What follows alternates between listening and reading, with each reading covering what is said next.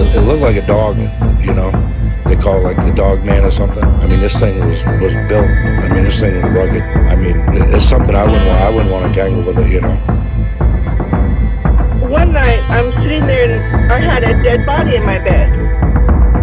Yes, that's when I started hearing the doors opening and closing and them walking through the house. It ate that woman's baby and killed her. He found it, he tracked it down, and he grabbed it and he impaled it on a stump. Welcome to Myths, Monsters, and Mullets. I am your host, John Methenkamp. If you have a paranormal encounter you'd like to share, you can email me at mythsandmullets@gmail.com. Follow me on Facebook, Spotify, and YouTube, Myths, Monsters, and Mullets. Don't forget to subscribe, follow, like, share, leave a comment, 5-star review, and that's the best way to grow the show. On tonight's episode, Rod from Lodge Tales Podcast returns for a one-on-one interview. We discuss the thing that I saw on the road, and we kind of get into a religious discussion. It's a little different than what you're used to, but I think you'll enjoy it. Welcome back to Myths, Monsters, and Mullets. We have a return guest, Rod from Lodge Tales Podcast. He's been in the live 3 times, I believe. Is that right? Yeah, somewhere in there. Yeah. As far as a guest, he's been 3 times in the live, but he's a constant listener to the lives and contributes every time he's in there. So first, I want to say welcome back. And why don't you go ahead and introduce yourself and tell everybody about your podcast before we get started? All right, I'll do that in the Blackfoot way first. Oki niksokoax, nitaniko xistakio tokan, toto hamskapi pikani. So I said, hello, friends and relatives. My name is Rod, and I'm from the Blackfoot tribe, the Southern Pikani band. That's basically what I said. In there, I did say my Indian name, but you can listen to that. That's my Indian name is Xistakeo Tokan.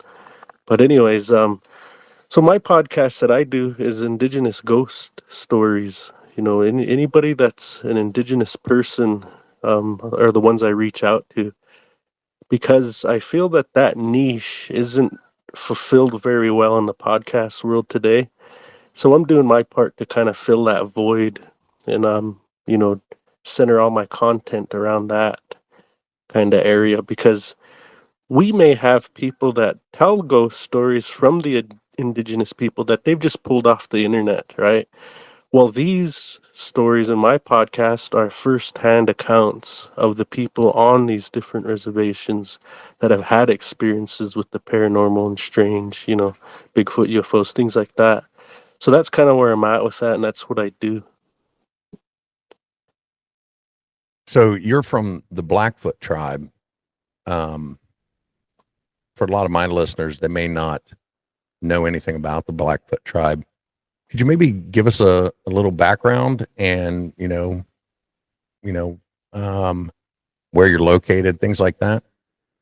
Yeah, so we're located in northwestern Montana. We're right on the border to Canada, and we live on the eastern side of the Rocky Mountains in the foothills. And, it's just basically a triangular shaped landmass that we occupy there. And we're actually a confederacy. There are 3 bands in our tribe that make up the Blackfoot Confederacy. So when you hear people say, are you Blackfoot? Well, technically, yes, I would say that, but I'd say in particular, I'm from the Southern Pikani band. I'm Pikani, but we're in the South. We also have part of our band in Canada, the Northern Pikani, but I'm the Southern Pikani, and we're the ones that refer to ourselves as Blackfeet, plural. And Blackfoot is technically a band up in Canada called the Siksika. Those are the Blackfoot. And there's also the Kainai, which are the Bloods. That's the other band. So you got the Bloods, the Blackfoot and the Piikani are the three bands that make up the Blackfoot Confederacy. It's kind of confusing, but we just say we're Blackfeet, and then we'll know, oh, so they're from Montana. If somebody was to approach me and say, "Oh, I'm Blackfoot." "Oh, really? You're from Standoff, huh? The Reserve Standoff?" "Yeah, yeah, I'm from up there." And that's how we'd kind of recognize one another. And so our tribe um, was this one of the well, it was the main superpower of the plains. We're a plains culture, so that means that we migrated. We followed the buffalo. We never stayed in one place too long because we realized the impact that that had on the land, and so we would leave and we'd follow the herds of buffalo throughout our territory. And our traditional hunting territory was all the way in the North Saskatchewan River in Canada, down the Rocky Mountains, all the way down the Rocky Mountains until you hit the Yellowstone area. And then the Yellowstone River was our border to the east until it went so far. And then it went straight back up to the North Saskatchewan. So it was the bulk of Montana, down into Wyoming a little bit and all the way up into Canada. It was a huge, huge hunting territory that the three bands had together. And so we were one of the major superpowers. And once the horse came back, that's a story in itself. There were horses here before the Spanish brought them. There were horses, those old prehistoric horses. They were here too. Well, when horses came back in the 1700s, the Blackfeet basically just took off with all of this. It was like the golden age. We had horses. There was so much more we could do in an interesting way. Because when we say horses, we say Buno Kamita, and what that means is elk dog. So we use dogs, like we have this time frame we refer to as the dog days, and that's when we use those big old dogs that are like wolves. Those are that's the dogs we use to help us carry our teepees and things like that. All of our possessions from camp to camp. Dogs were a big part of that. So after that, basically was the horse days, and when the horses came back, they looked like an elk, but they were used as dogs. They were big like elk, run around like that, but they were used like dogs.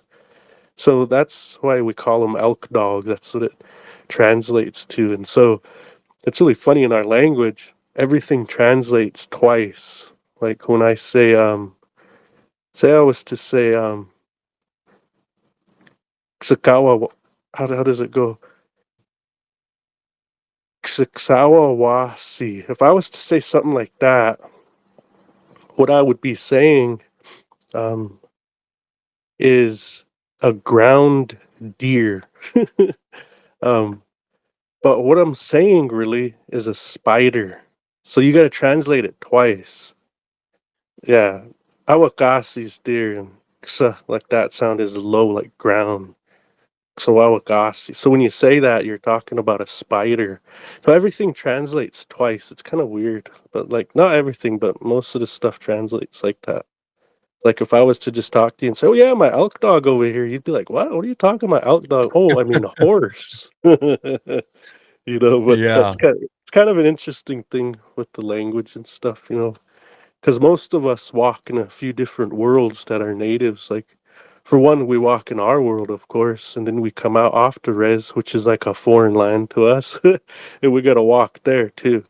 And if you're a veteran, well, that adds another layer. You're also walked that road too. You're kind of in that world, so it's kind of a mixed bag. But anyways, our tribe finally we were the last tribe in Montana in this area to be put on to the reservations, and by 1865, I want to say 1866, one of those winters was referred to as starvation winter. See, because we were put on this last res, pushed up into the current res we are on today in 1855, and by 1865, starvation winter hit.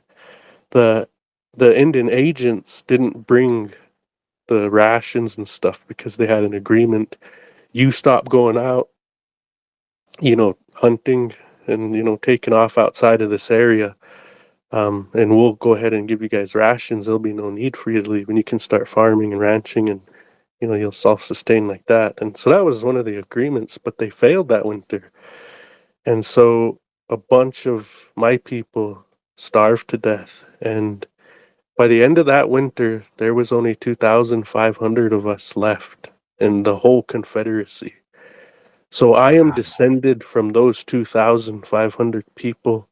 And within that, amongst all diversity and adversity and all odds that were against our survival, we were able to hang on to our traditions, our spirituality, you know, language even. I mean, the medicines, all these things, we were able to hold on to it through that.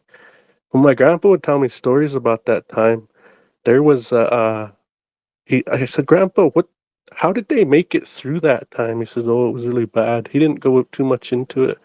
He just said they were boiling their shoes and they were eating that leather. It got so bad. He says Oh, any kind of wow. leather they had, they would boil it and they were eating it. And he'd point out, he'd say, see that ridge right there? There's a mass grave up there. There wasn't enough time, or, families were wiped out of existence and there was nobody left to bury them. So there's a mass grave up there. We call that Ghost Ridge. And it's out by the old agency area. It's actually called Old Agency, this area. And it's right near there on top of the ridge. It's where there's a mass grave. But I want to say there was only 1,500 of us, the southern Piikani, and then up into the north there was only about 500 left of each band up there. It was pretty bad. It was really bad. Bad time. So how many Blackfeet are there now? Today there are around 20,000 of my tribe. You know, I want to say it's higher than that. It's like 25 to 28,000 because on the res about half live and then off the res half live. And I'm not sure about the numbers in Canada, but they're significantly higher than what they were, Yeah. but a few generations ago. Yep. So you touched on spirituality. Was Christianity pushed onto the tribe? Yeah, they come with that, and I'll tell you something crazy about that. When they showed up and they were talking about their God, this spirit they called Jesus, um, they were asking about that spirit. It's like, well, what can he do? Like, what's his power? They were asking kind of like that, basically. And, oh, well, he could feed people, masses of people with doing a miracle. He can walk on water. And they were listening to him. That, really? That's all he can do? Like, yeah, they weren't very impressed because different spirits that we don't consider gods can do these things, and then different men and in the spiritual way, the holy way, they can do a lot of these different things. There's one story where this guy he had medicine, and I don't remember exactly what time, like what era this took place in, but it's one of our stories. Um, he was pointing up at the rays that come off of the moonlight, those rays. He actually rode his horse up those. There were things they could do like that they had the ability to do. And it's not them, it's the spirits. It's all, comes from the Great Spirit, ultimately. But these different things that people would consider miracles, these guys would do. And they weren't very impressed with, because in those old days, what used to happen was a guy would go out and for whatever reason, he was seeking out medicine or going on what you call a vision quest. We just call it fasting. So he was out fasting, and different spirits would come or not. But one of the times you might get lucky and you might get something to bring to the people to help. You know, well during those times they used to have these, I guess, like a display, like a display of what they can do. And in one of the stories, there was one group of men in this lodge, big lodge, all on one side, and then there was another group of men all on another side. Well, one of those men get up and he says, I'm going to make all of you guys on that side fall over on your side. immediately all of them ones start singing their protection songs. They all start getting ready, trying to ward off any power he had. And so this is one of the displays, and he starts dancing toward the door of that lodge. Just before he gets there, he'll stop. He'll dance back to where he was standing. He did that 4 times, and on that fourth time, he was just getting ready to step out of the lodge, and he looked back at all those men, and he just waved his arm across them, and they all fell over. All the people start cheering. Ah, look at that, look at that. And then as soon as that happened, he comes back in, he sits down, and a guy gets up from their side, and he starts running around all the men that were sitting there in the middle. He starts running around them, running around them. All of a sudden, he disappears. And everybody's like, what the hell? Where did he go? And just above them in those teepee poles where they all cross at the top at the smoke hole, up there is sitting that man, and he shapeshifted into a crow. And he's looking down at them all squawking, and everybody's like, ah! So they used to have these displays like that where what they're trying to do is get people to, I guess, follow them in a way. Like, hey, look, what I got is real. And if you think I can help in any way, well, then come with me. Help me do my ceremonies too. And we'll all benefit, right? And so that was the whole idea of it. But these things happened. And it wasn't just in my tribe. There were other tribes that had that medicine too. Not all tribes had medicine, but the ones that did, they had it like that. Not just us, the Lakota tribes, the Cree, all the different Crees, the Assiniboines, yeah, all of them. They all had it like that. It Wow. was really interesting, yeah. It's really interesting history.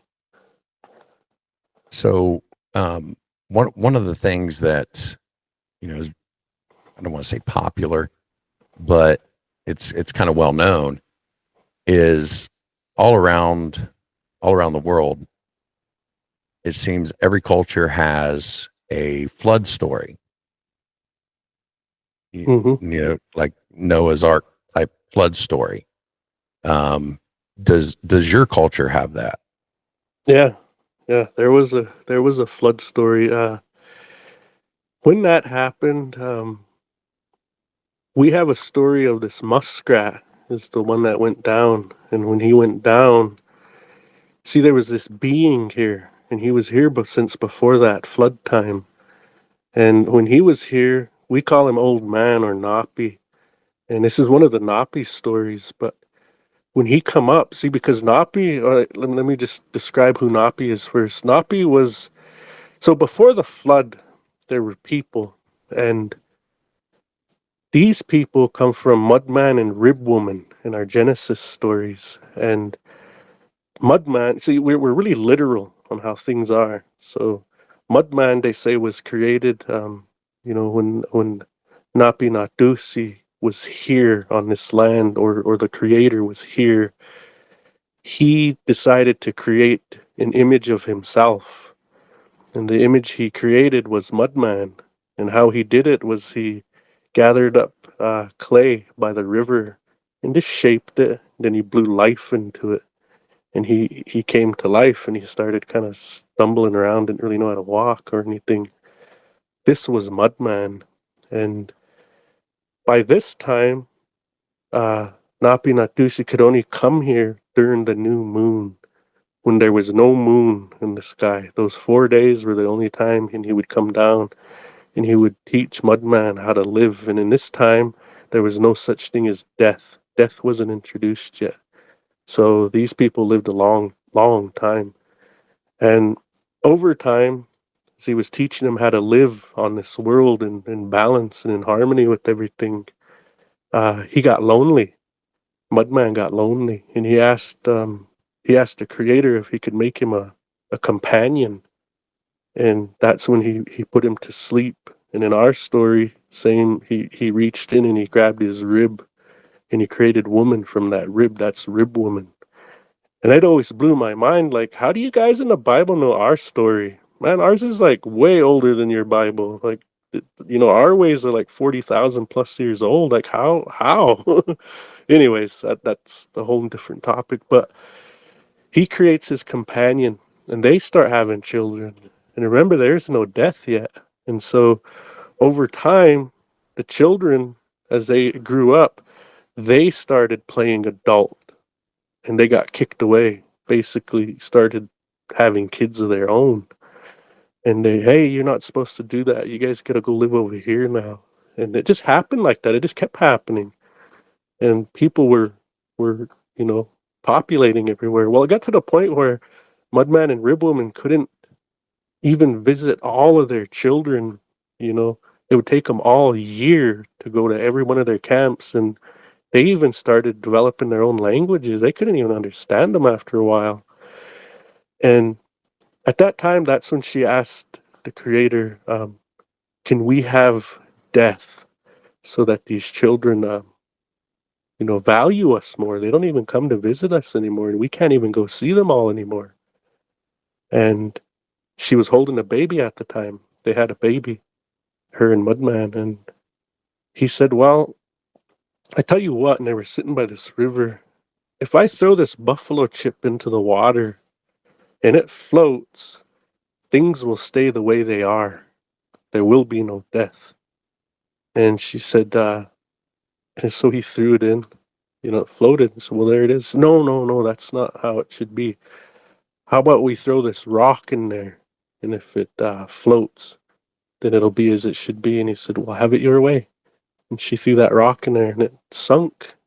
And so death became from that. And the first person to ever die in this world, according to our stories, was Mudman and Ribwoman's baby. It was the first one to die. She got her wish. She got her wish. And so because of all of this, all the children moving out and away, they lost their knowledge of the creator. They didn't know anymore. And so this is when Napi was introduced. And he was almost like a direct copy of the creator. He was so powerful when the creator made him and sent him here. See, because he couldn't come here all the time and be here all the time, because he's only restricted to those 4 days of the new moon. And that's a whole story in itself, why that is. But as Napi appears here, he was really good. He was really, really a powerful person, and he created a lot of things. He created a lot of land, like different features in our land and all of this and that. Well, as he started teaching everybody how to live again, at some point the flood hit. And when the flood hit, there was like this one area where the people were kind of gathered, this one high area, and it was only thing there was just that little bit of rock pointing out of the water like that. And he called them all these animals to him. See, he was so powerful he could talk to all these animals, and he was trying to get their help. One by one, they all failed. He was trying to get them to go dive into that water and to bring up more land. Well, they all failed except for the muskrat. He barely made it back. And when he did, he was almost dead, almost drowned. He had a little bit of dirt in his paw. And from that, he took it and he started creating more land, more and more for the people to live on. And that was also during the time when different languages were reintroduced, I guess you'd say, to everybody. Like everybody had a different language. It was also during that time. And as soon as everybody moved out and start reliving again, this is an interesting part of this whole saga, is that he eventually led a migration out of North America overseas somewhere, like led people over that way. And we think he did it by way of Alaska, and he went out that way. And over time, he eventually came back. And remember now, this is a long time that Napi was here. I mean, it's a long, long time, you know. And he eventually led a migration back here. And when he got back here, he noticed that some of the people that were left here were savage. They were cannibals, things like that. So he had to reteach them how to be real people again. That's where we get that term Nisitapik. Like, we are Nisitapik. We are the real people. That's how we refer to ourselves, you know. And that's what he had to do is teach them how to be real people again. And that's the interesting part, because science and all these other things say we originated from Africa and came here. Well, in our stories, that's only half the story.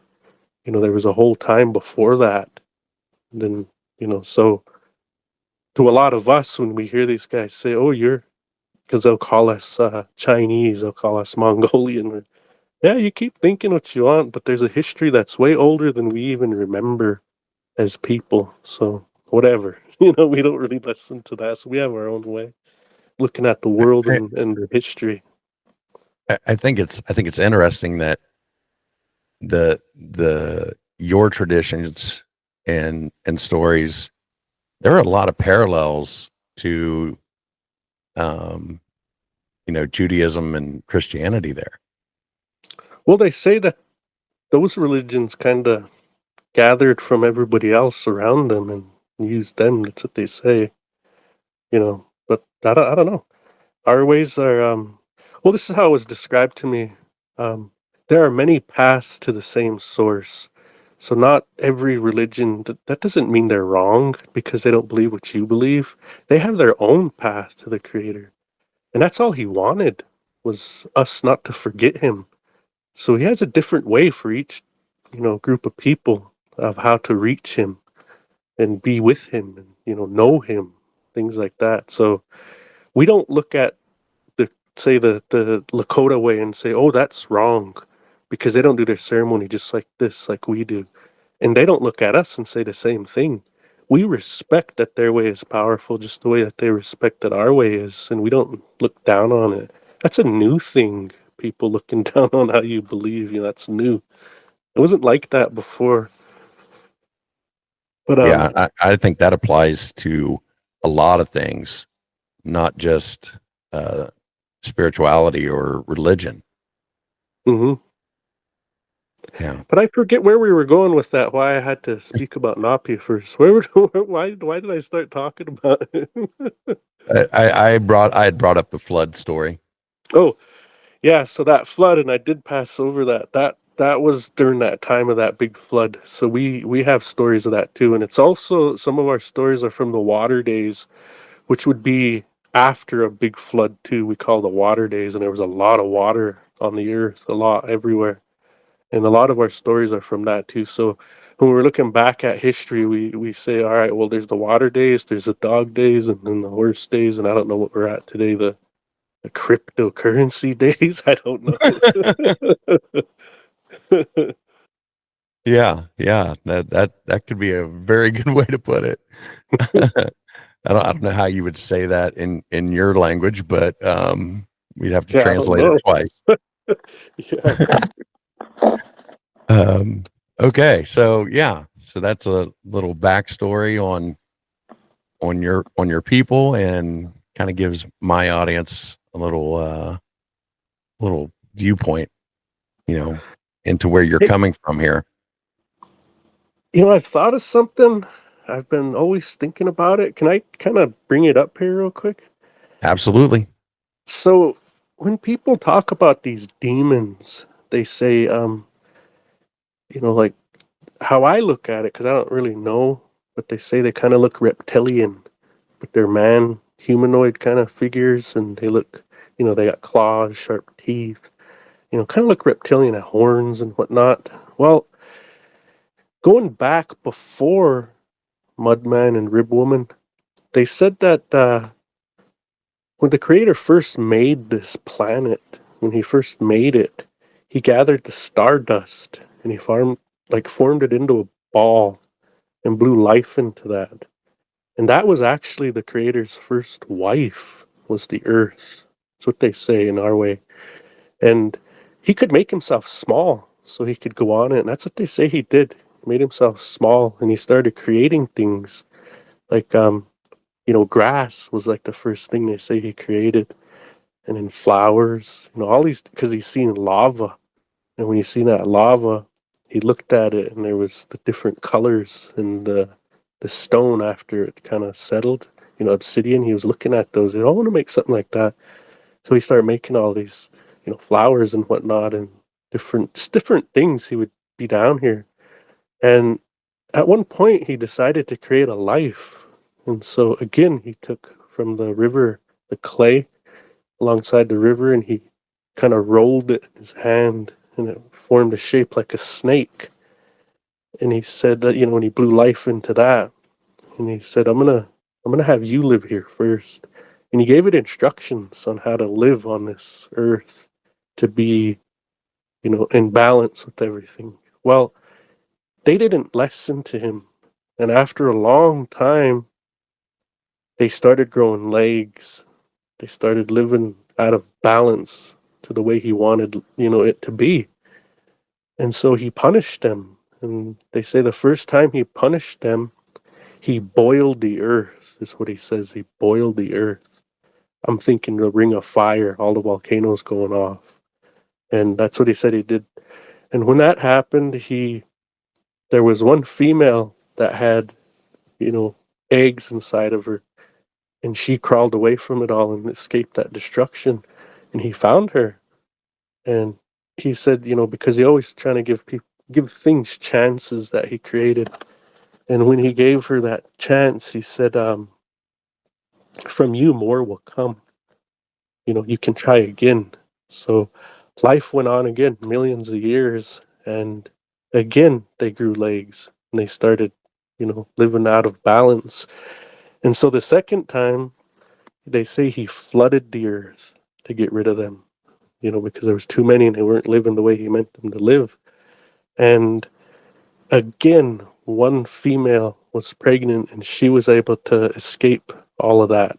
And he seen her and did the same thing. He said, you know, you'll have another chance at this, but from here on out, um, when things see you, they're gonna try and kill you after this. That's it. And so that part of the history, all of a sudden, something happens. Something happens where the moon is formed. The moon. And that right there becomes his wife too. The moon is like his wife. Right? So how that happens is that's kind of where we're at today is with that. Well, let me just say this. When they lived here, when his wife and his 7 sons lived here all together, they were the only family here. That woman ended up getting corrupted. That woman did. And that was actually his wife, the earth. That was his wife, right? So that was who that was. She got corrupted because a snake would come out. They'd go out to do their chores, but the snake would show up and it would morph itself into a man. And he seduced that woman. And the creator knew about it, but he was giving her a chance to come clean and stop doing her wicked ways that she was doing. And eventually he had to come up with a plan to do away with this wickedness. And so, because when he created her, he gave her almost the same amount of power that he had, but nothing's more powerful than him. So he made a plan and he acted like they're all going to out to do their chores that day. And she was the last one to leave camp every day. And he snuck out he told his boys to hide in one area and he snuck over to that den where it would crawl out. She would stomp on it and he would come out and morph into a man. Well, he was telling her all these things like, oh, that creator, he's really an awful person. He'd done away with all of my people twice. Not just once, but twice. He's really a no good person. And so he goes over and he stomps on it. He comes out and he chops his head off and just leaves him there. And by the time his wife gets over and sees that, she is distraught. She is pissed. And she vows to kill every one of his boys to punish him. So she starts chasing him. All of them. And he stayed in the rear because he knew this was going to happen. And she was powerful. She could catch them. And they all start running from her. And so what ended up happening was he gave one of his boys a bladder full of air, one of them a bladder full of water, one a stick, one a rock, all of these different things. And so when she would get so close to them, they'd throw something back when the creator would tell him, like when he threw that stick, a big old forest so thick, couldn't get through, would come in her way. And she would eventually traverse that. And so they'd tell them to throw the rock, and a big old mountain range would appear. And she'd have to traverse that. And then, the air, big old tornado, something would hit where she couldn't get through. She'd finally get through that. It just kept going like that to where finally the only place they had to go was up. So they went up. And by the time they jumped into the sky, she was right behind him, and she jumps up to go after him. And at that point, she was somewhat distracted, and he threw his axe. That's what he was using. He threw his axe, and he chopped her leg off. And when he did that, he started stripping all of her power because she was weak. Stripped it all, and he punished her. He says, because of your what you did here, no life's gonna grow on you anymore. Nothing's gonna grow from you. And that's your punishment. You're gonna be stuck here. And because of you, all women are gonna have a cycle where they bleed to remember what you did. This is gonna be your punishment. And so that's how we get the moon. There's nothing there from it. Going back to where I think that, you know, ties in with demons, that snake man, how he was able to come up. I think these things are really old spirits, from the beginning of time as we know it. That's where they come from. That's what I think. And, it's just fun to think about, but I've always kind of wondered that because people do see these spirits that look like reptilian men, it is a thing. So I've always wondered what that is. And that's where I suspect it comes from. Yeah, and again, you know, I hear a lot of parallels in these stories to, you know, Genesis and the early stories or the early books of the Bible. Hmm. And, you know, and I think that's why conversations like this are important because, you know, you hear a lot of people say, well, there's so many religions in the world or there, whatever, they can't all be right. But when you start breaking them down like this, they're all kind of saying the same thing. Yeah. I think it all goes back to us being one people at one time. We've all kept a little bit of it. That's what I think. Yeah. Yeah. That I love this. This is great. I don't That's even know why how to segue out of this. well, that's why, like, when we introduce ourselves, like, when I do, we always say "oki" or "hello" in Neek Sokoax. Hello, my friends and relatives. Everyone's related, and that's what we're talking about. I'm saying hello to my friends and to everybody in the world, my relatives. Yeah. I like that. I do. That's and I do consider you one of my friends. So Yeah, that works. likewise. Yeah. I still need to figure out how I'm getting out to Montana though, so you can take me to that hole in the wall. Yeah, that's gonna be interesting. I really wanna go there too and check it out. I know where it's at, but I never dinked around in there. It's one of the mysteries I wanna, well, explore in my lifetime. Yeah. Yeah. Well, so I had a couple other questions and we'll try to get this back to the paranormal because that's what people listen to my show for.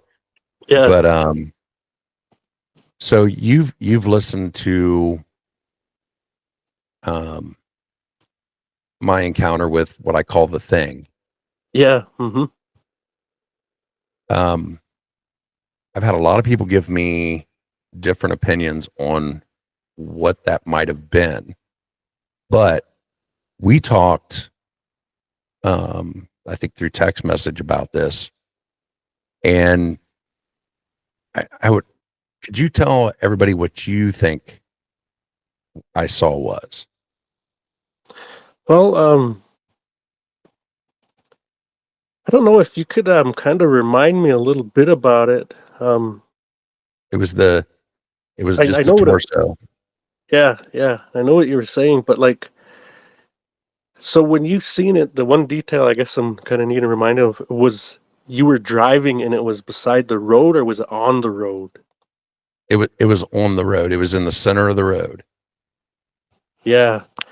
See, we have an old story of an old spirit similar to that, right? And like what you've seen. And so that one is called Dragging His Entrails Full of Dirt, right? And that's kind of what I think you've seen, was maybe you've seen that one or something like that, right? Now, this spirit, the only thing it eats is um it eats an unborn child from a woman. That's what it eats. And it's really a bad one. It's really a bad one. And how we did away with it in our stories was when it came to this woman and this man, and it ate that woman's baby and killed her. He found it. He tracked it down, and he grabbed it, and he impaled it on a stump. Right. So if people don't understand what, I'll just describe it. This thing only has two arms, and its rib cage is exposed, and its lower half's gone, and it drags its entrails, and they're all full of dirt. So it takes one step, if you will, with both hands on the ground, and then it swings its body, and then it lands on its rib cage and rocks forward, takes another step with both hands, swings its rib cage out and rocks forward. That's how it walks. And so he was able to catch it. It wasn't very fast, and when he caught it, he impaled it on a stump, and it couldn't get out of that. It couldn't leave that stump. It was stuck there. So that's how we got rid of it. But people say when you're out and you're hunting in the mountains, on the corner of your eye, sometimes you'll see something moving, and when you look, it's just a stump. But they say that's what you're seeing. You're seeing that dragging his entrails full of dirt. That's like one of the original ghost stories that we have in our tribe. These bad And I things. find I think it's amazing because we're going back to this, you know, your creation stories lining up with, like I said, Christianity. Now you tell this story about dragging entrails full of dirt, and I had a guest on my show that was talking about this half person and it was from the Philippines, and it fed on unborn babies. Yeah. And this is a story from the Philippines. You're telling this story from, the Americas. And again, we have this synchronicity. You have these two totally different people, but they have a similar story. That's basically the same thing. And that, to me, that's not a coincidence. There, to me, that shows that there is something to this story. And, of course, I saw this thing. I didn't see the entrails or, anything like that. I only saw, basically from the belly button up. But, that it goes back to that, if you have so many people seeing the same things on that, don't have contact with each other, there has to be something to it. And that's what I find fascinating about this entire subject, with the paranormal, religion. You have these overlapping stories. And when you text me about this dragging entrails full of dirt, my jaw basically hit the floor because I had heard of this tick is what they call it in the Philippines. And it's the same creature. And it's like that's not a coincidence. People are seeing these things.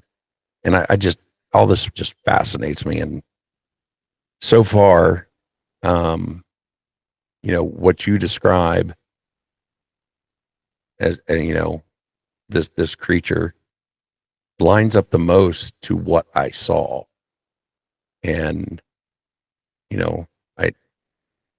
I can't say that it kind of gives me closure on it, but I feel like I'm on the right path now to finding out what I saw. So So yeah, But it's um, validating. right. I guess that's the word I was looking for. Validation. You know, that it was something. I'm like, there's no way that this can't exist. And you hear my story and you come back with, oh no, that's what this is. And it's like, holy cow. I'm not going crazy. Um, I really do think that's what I saw that night. And, um, you know, it does make me feel a little better about it. I don't want to see it again, but, you know, at least I feel better knowing that it wasn't that other people have seen this thing. So I want to say thank you for that. I think it's interesting, like on my end, when I'm looking at this, I'm thinking, this land is really, really old. And my tribe didn't we actually came from the east, on the east side of North America, and we migrated out west. There are stories of how we pushed out the other people that were here for the territory. We're all competing for hunting territory. And so you've seen this over that way somewhere. Our tribe was actually over there too, a long time ago on that side, but further north. So in my mind, I'm thinking to myself, this could be that old spirit. It could still be around. I mean, because spirits don't die. There's no way for them to die like that, not of old age, anyways. So there's there's something to that too. I think in my mind, I'm thinking more and more with these old stories from our tribe. I get validation too in different ways. More and more as I live, they're validated. For instance, like the story of the moon. There is a theory out there that there was an impact that hit the earth, and that's how the moon was formed. Well, in our story, the creator hit her with that axe, and there she was. She was left to be outside with nothing growing on her anymore, you know? And I'm really curious because there's more to that story. When those seven boys went up, they became star people. They're the Big Dipper. That's who they are. They're the Big Dipper our our ways, our stories. And the sun, of course, is a star, and that's who we look at as the creator. Not the physical ball of nuclear fusion that's warming us up. That's just the body, the physical side of it, but the spirit, the life force that's within that really is our creator. It really, like, physically is our creator. We are made from stardust. That's how we're made. Everything is. And so that's what we look at, right? And anyways, I this when you hear these old stories and then you look at the science behind a lot of these, it's really, really fascinating to me. And I'll go a step further. There's one old story about the headdress constellation that we call. In that constellation, there's what is it, 26 stars that you can see with the naked eye, and that's what the headdress is actually based on. And so there's 26 feathers in it, whatever. So but in the old stories, they say, no, there are more up there. There's like 50 some. We just can't see them. And when your telescopes are invented, well, there you go. There's 50 some in that cluster. And I don't remember what it's called in English, but how do they know these things? And also that the continent is shaped like a turtle. And a lot of natives call it Turtle Island. How do they know that? There's no way so I'm saying, like, a lot of these old stories, they get validated too. It's just fascinating. Yeah, I'm looking up the constellation. Oh, that's not what I want. I don't know if it's even going to be there because we just refer to it as a headdress constellation, and I can't remember what it's called in English, and I don't know if it'll ever be referred to as that on the internet or anywhere like that because these are like old stories. They're Right. not published, I would say, to the internet, anyways.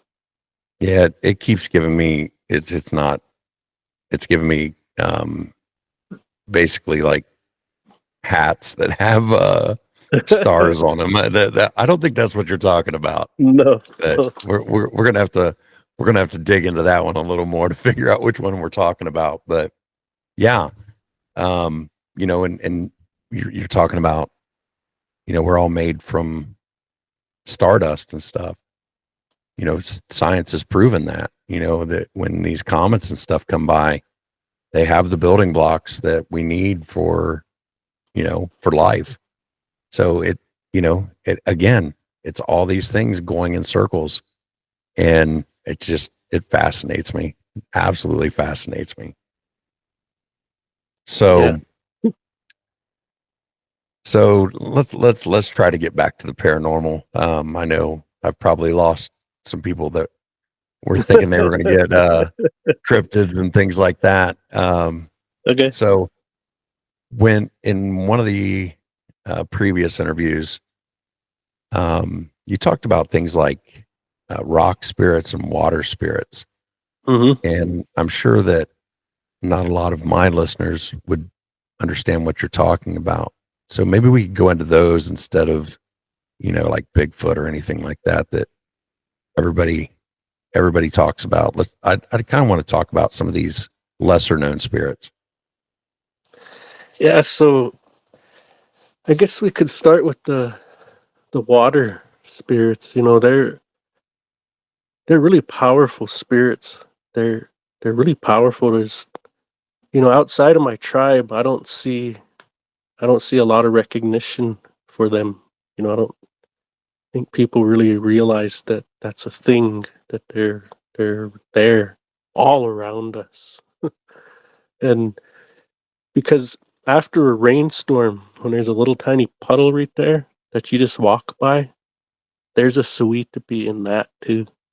Every little thing of water, there's a spirit in it. And some of these stories that have happened, this place in Forehorn Lake, they're on the north side of it. Um, my wife's grandma was talking about it. She's 100 years old and she's still alive. She said in the 40s, she said, was the last time I remember anybody really seeing, like a lot of people really seeing those what we call water dogs, but they're a water spirit. And she said, this guy was standing over there. See, my grandpa, Owl Child, he had a ranch there. He had a house, a homestead out there too. And so he had cows. There was cows around there, and they thought maybe one of the cows died and was just kind of floating, because that's how it looked. I always envision a manatee is what they're seeing. Big, something big like that. Well, it was floating around out there, and the wind kind of pushes it one way, so everything kind of drifts up on that one side, and it wasn't there. It started going out in the middle of that lake. There was multiple of them too, and finally it just kind of went under and wasn't seen again. Those things weren't seen again. But I guess she was talking about that. My father-in-law was telling me she was talking about that at one time, and he also said there was another lady up at Mittens Lake that's near the mountains. Um, it's a kind of a popular place to go. There's fishing derbies up there, things like that. And one of these times they were up there doing that camp or fishing or something like that up there, and she kept hearing this little bark. And she went down and she seen this creature, uh, and she picked it up. I guess it had fur on it and everything. I always imagine a baby seal. I don't know why. And when I hear this story, but when my father-in-law has told it to me a couple times now, and he said, yeah, she picked this little thing up. She said it was one of those water dogs, but she didn't know it. Said she even took it home. And I don't know, he said, what made her do it, but she brought it back and let it go back in that water, and it went under and it was gone. But, you know, we're not talking about, because we know what animals are. We know what otters are, things like that. We know those muskrat, whatever, beaver. It wasn't any of those. It was one of those water dogs, what we call them, and she didn't even know she had one of those, and she let it go because it was a spirit. But she's able to pick it up, bring it home, all these things, and it was a spirit though, and she put it back in there and let it go. So another time, here's this river called um, Birch Creek, and there's a little bridge that goes over it that leads off the res. Once you cross that river, you're off the res. And one time, my wife was driving, and she was going back to, I want to say, college. She went to college in Wyoming, and she was driving off the res and heading south. Well, she took that road, that back road off the res, and that 7 Mile Lane, where there's a whole set of ghost stories that follow that area too. But as she was driving across that bridge, she looked over and she seen one of those water dogs, she said. And she said it just ran across the top of that water. Like it just ran across the top of that little river there and stopped on that bank and was looking around. And she said, "That's all I seen." I said, "Well, how big was it?" She said, "It's about the size of a calf." But it just ran right across the top of the water. She said, "I couldn't believe what I seen." I kind of slowed down and like, you know, getting ready. Because in that area when you're cruising, you can't really stop because it abruptly turns to gravel. So she like slowed down and lost sight of it, and it was gone after, she got to looking for it. It didn't reappear, but she seen it run across the top of that water. That'd be crazy. But anyways, You she's say seen this one. this was as big as a baby cow? Yeah, a calf. Yeah, it was as big as that. Remember, I was talking about those other water dogs that were in that lake were big, like cows. They thought they were dead cows floating. Yeah. So yeah, that's one of the, you know, because there's different types of spirits that come from the water. You know, you got Suitapis and Okitapiks. So you got water spirits, you got water people that come from the water. And the water people are really, really powerful too. They're really powerful. That's where we say we originally got the horse from, was from one of those water people gave us the horse. They had horses to begin with, and the horses come from the water. And if you have a horse and you have to cross the water, they're amazing in the water. People don't really know that either, but horses are really good in the water. So Yeah, that's where I've ridden horses and swam across rivers, and that they do swim very well. hmm that's where they say they come from. But those see, um, I'm debating on if I should share this next story. I'll trim a lot of it out.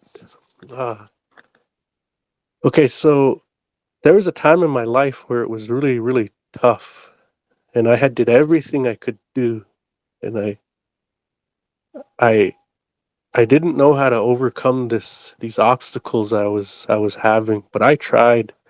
I tried everything I could. There was nothing I didn't, do. I sacrificed till I couldn't sacrifice anymore, trying to overcome these certain obstacles in my life. Well, one of the spiritual leaders of my tribe came to me and he told, he knew what was going on. And so he told me, he said, how can I say this without,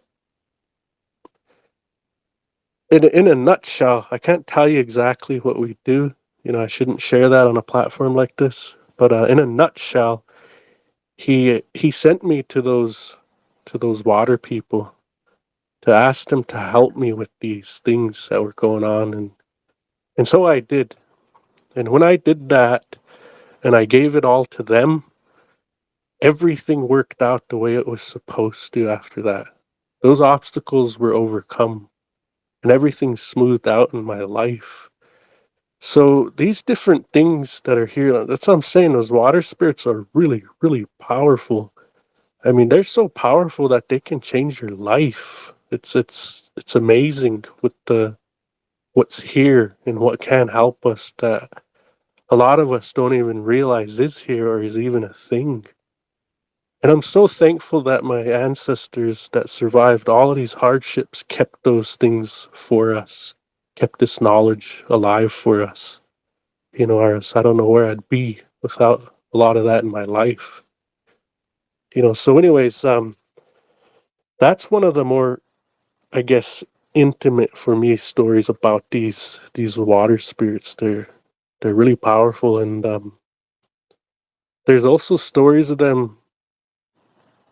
I can't share certain ones because they're too, what we say, holy. They're holy. I can't really talk about some of this, but just know that they are there and they are powerful. And one other story I can share though is so on my wife's their family ranch, their grandparents' ranch.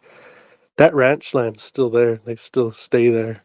Well, one of these winters, her cousin, she was raised together with him, so they're like brother and sister. He was telling me, he said, yeah, you know, her grandma's brother, their great uncle, and their grandpa.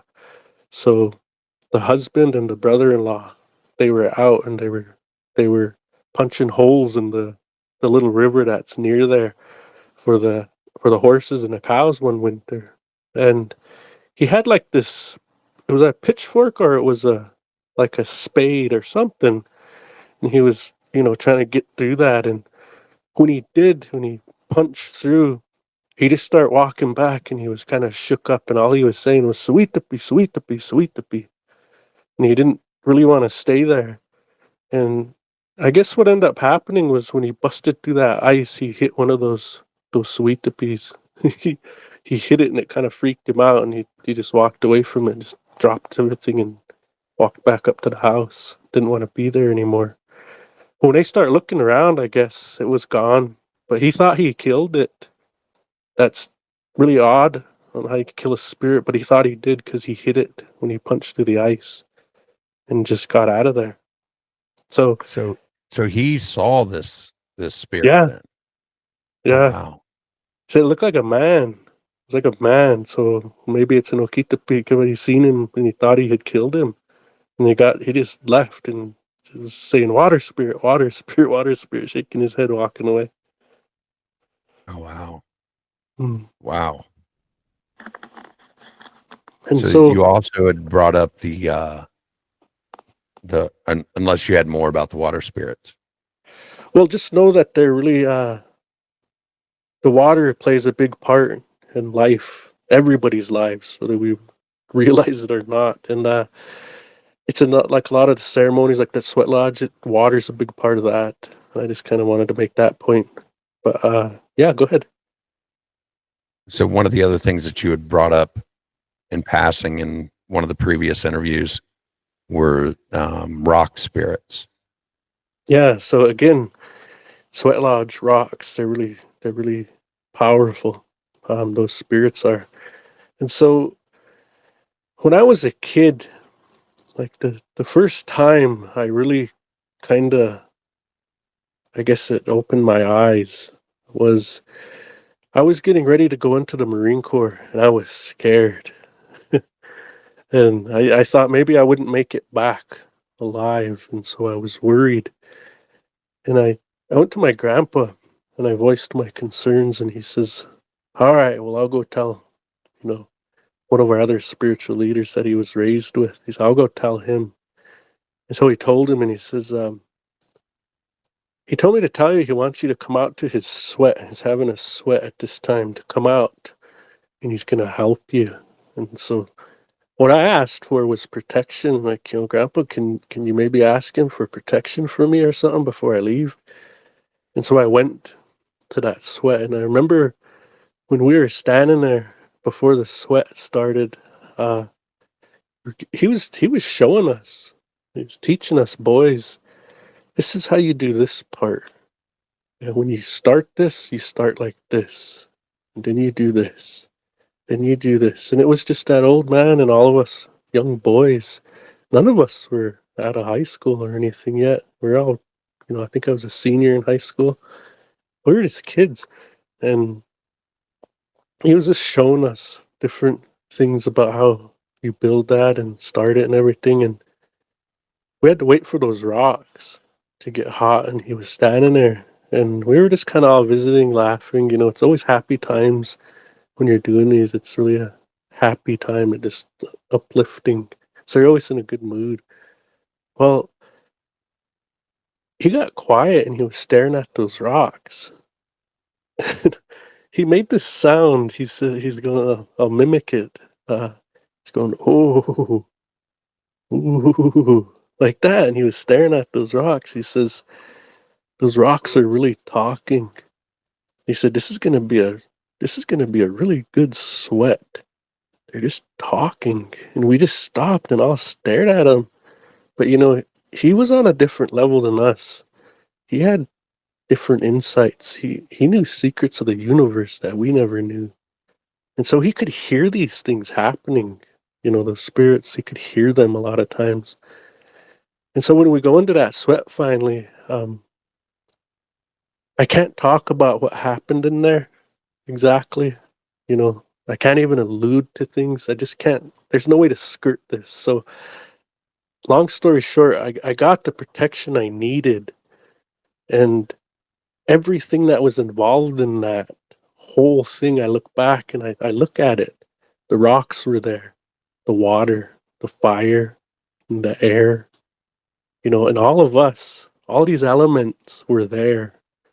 And that's like the first time I really had my eyes open to how powerful they are, because what happened in that sweat after he was talking about how good of a sweat this was going to be and how powerful it was going to be. He wasn't wrong. Let me put it that way. He wasn't wrong. And so that right there really, really opened my eyes. And I still have that protection today. I still have it. I just can't talk about really what it is. It's not for anybody else like that. So I can't really, say. But there are other things too with these rock spirits. There's different kinds. And a long time ago when this happened, this woman, I want to say her name was Feather Woman. Um, she was like the wife that worked, you know. She was like the second wife of this man, and she was the one that had to go out and get wood, things like that. And so she was out getting wood, and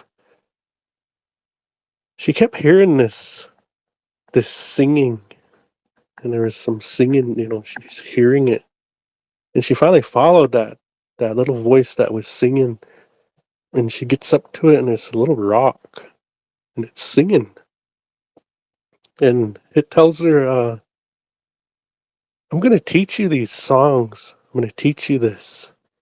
And when you learn these songs and you learn what I'm about to show you here, all you got to do is repeat it, and all those buffalo will come close. They'll come close to your camp so that you can harvest them. But I can call the buffalo for you. And so she learned that, and she brought that back. And she showed those men what it could do and what happened. And after that, they would use these, and we call them iniskums, or buffalo rocks, buffalo stones. And they would use them to call the buffalo into them so that they could get them easier, and those are still around today. They're still here today. And what it is, us as humans, we have a spirit within our bodies, and we're self-aware of ourselves. A blade of grass might not be so self-aware of itself, but it does have a spirit, or a tree even. All right, rocks, same thing. They might not be self-aware. The actual life force that's in those rocks might not be. In these rocks, they are. They're self-aware, and they they know, and so you have to feed them things like that, right? You have to feed them, and they're still around today. Um, I'm not going to say how many, but I have some here in my house. I own one. My two sons own one. And there's others too. I'm not going to say how many total is in our family or anything, but you know, there's a few here. And, Yeah. I don't know why I don't know. It's just a blessing, I guess you can look at it. There for a couple times, I felt like you were opening up more than maybe you wanted to, and I just want to make sure that that I never want my guests to feel like I'm putting them on the spot and they have to answer these questions, and that's not where we're at. So we've talked about water spirits and rock spirits. Um,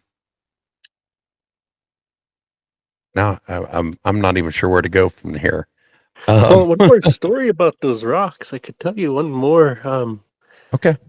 Same thing. My wife's cousin, who's like her brother, same guy. He was riding out to the lake because Four-Horn Lake is just over this ridge and down this little valley, and you'll get to that lake.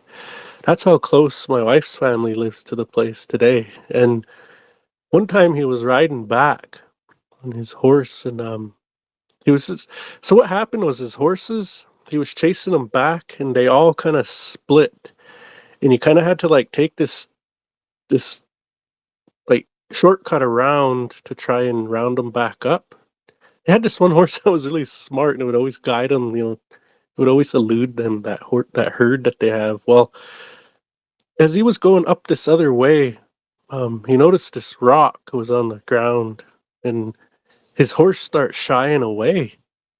His horse starts shying away from that, and that area, and he just kind of kept riding. Kind of went a little ways around it and just kept going. And as soon as he passed kind of close to that rock, um, he said he said that rock wasn't a real rock like that. He said it was a person, and it was sitting on its butt, and it was hugging its knees, and it had its head down, and it looked up and it went, "Hey." And when it did that, that horse went to bucking and it threw him off. When it threw him off, he hit the ground hard, like kind of. He said, "I even kind of hit my head." He said, and I'm laying there, I'm like, "Oh crap!" And he's trying to get up, and he says, he looks over, and that rock spirit said, "Hey, are you all right?" And he jumps up and like, just kind of like moves away, like, what the hell's going on here? Looking at him, and he just put his head back down, and it looked like a rock again. There was no way he could. I don't know. It didn't move anymore after that.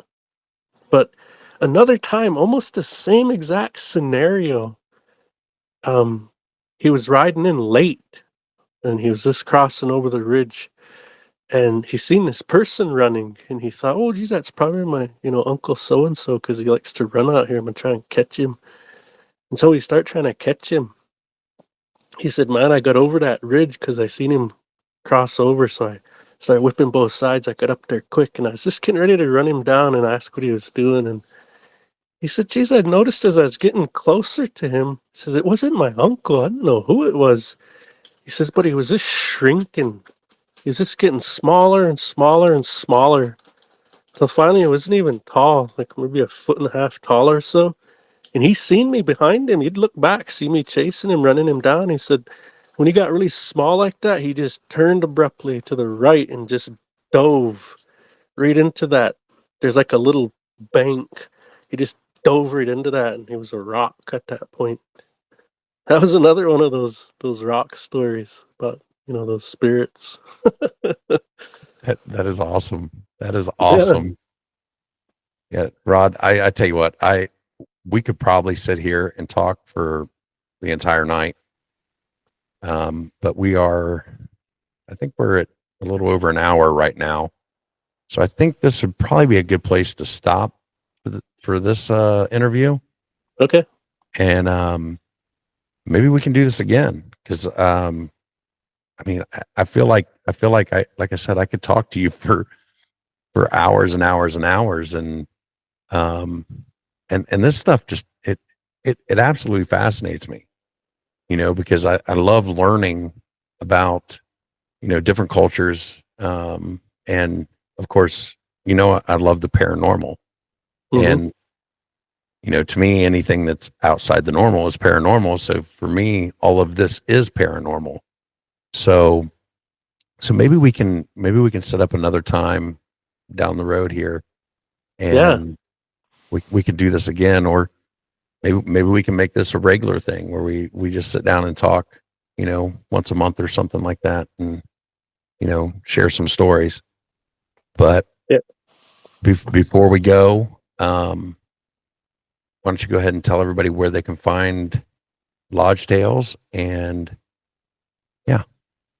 Yeah, you can find Lodge Tales anywhere you get your podcasts. It's on Spotify, uh, Audible, anywhere like that. I mean, you can find your podcast there. My podcast. It's on YouTube. I kick out videos from I'm forgetting what's it called. My platform is Red Circle, and it kicks out a YouTube video, so I get a YouTube video off of that as well. And I have the Facebook group called Lodge Tales, where we have a few ghost stories in our chat room, but usually I make announcements there. It's really not, set up to be this big active hub. There's just a few people in there, and sometimes we share ghost stories. So I mean, but what that's there for mainly is for to get in contact with me. If you're Indigenous and you have stories, that's one place to do it. And of course on TikTok, I'm active on there as well. I like going into other paranormal lives and you know, listening to stories for one, because I really like hearing stories of spirits in particular, and just, listening to stories of Bigfoot, things like that. So I'm active on TikTok as well, and it's the same thing. It's called Lodge Tales Podcast on TikTok. And I have a few snippets of my podcast on my page there. And I mean, those are the places you could contact me. Also, I have a website, lodgetales.com, and that posts the podcast, the free episodes anyways.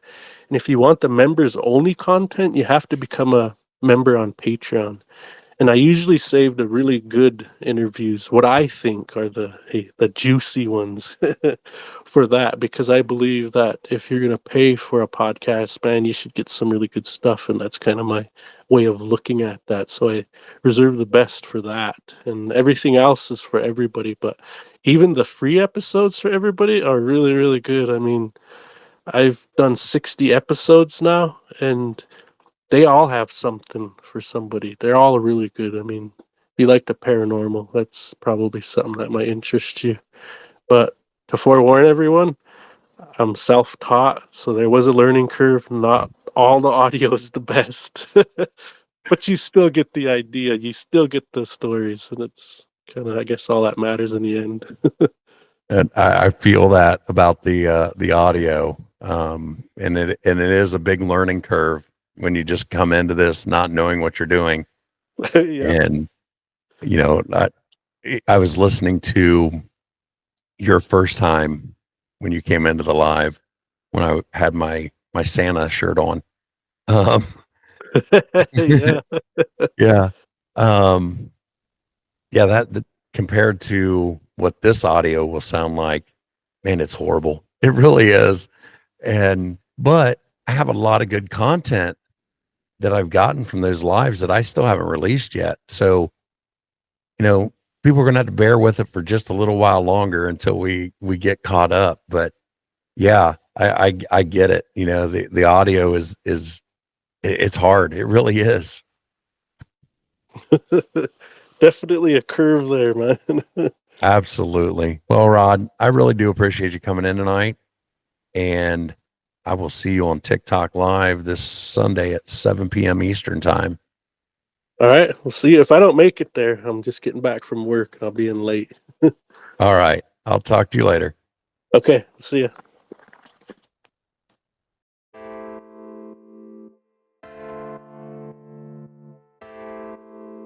And that's it for tonight. I'd like to thank Rod from Lodge Tales Podcast for coming back in and doing a one-on-one interview with me. And I'm sure we'll hear from him in the future. If you have a paranormal encounter you'd like to share, you can contact me at mythsandmullets@gmail.com, and maybe you can be on the show. Have a good night.